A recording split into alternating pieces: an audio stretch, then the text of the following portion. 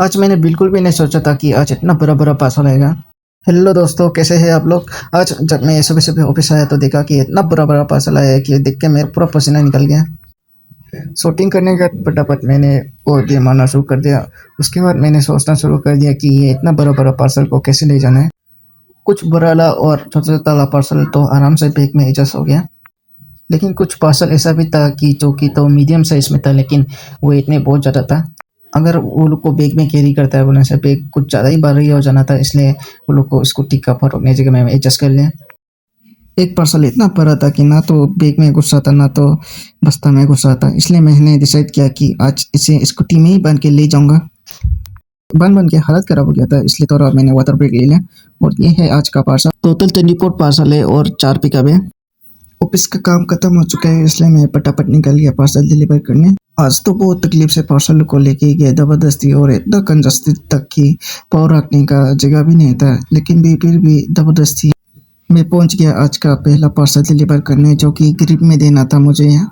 यहाँ पे नेट बहुत अनस्टेबल होता है, इसलिए मैंने एडवांस पार्सल का अमाउंट को स्क्रीनशॉट लेकर रखा था। और आज तो यहाँ पे नेट ही नहीं आ रहा था, इसलिए मैंने पार्सल का फोटो खींचा और पार्सल को दीदी को देके पेमेंट लेके मैं निकल गया दूसरा पार्सल डिलीवर करने।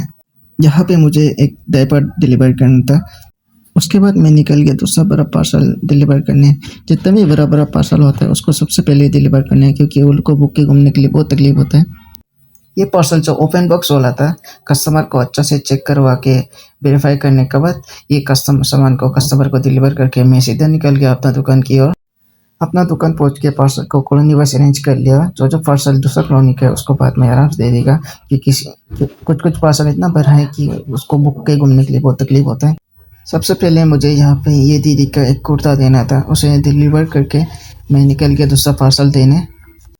ये क्या पार्सल है मुझे पता नहीं, लेकिन बहुत अजीब सा है, कहीं पे भी एडजस्ट नहीं हो रहा था, भुगतने के लिए इतना तकलीफ था।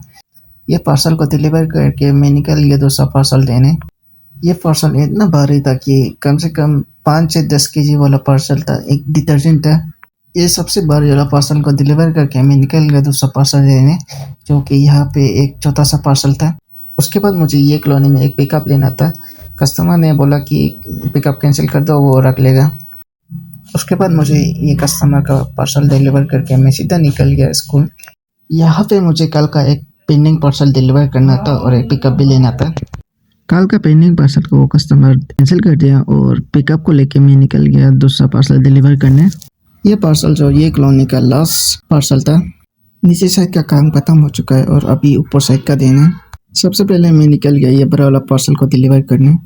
ये पार्सल जो ओपन बॉक्स वाला सामान था, कस्टमर भी खोलने के लिए ट्राई कर रहा था लेकिन नहीं खोल पा रहा था, इसलिए चाबी से चाकू बना के पूरा बता दिया। पार्सल जो स्कूटी का कार्ड था, जो कि इतना मोटा और हाई क्वालिटी वाला था, कस्टमर से वेरिफिकेशन करने का दूसरे दिन के मैं निकल गया दूसरा पार्सल डिलीवर करने।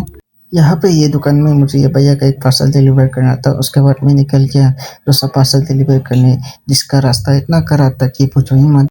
यहाँ पे पहुँच के कुछ देर इंतज़ार करने के बाद फाइनली कस्टमर आके अपना पार्सल को ले लिया। उसके बाद मैं निकल गया दूसरा पार्सल डिलीवर करने, जो कि ये आज का लास्ट पार्सल है।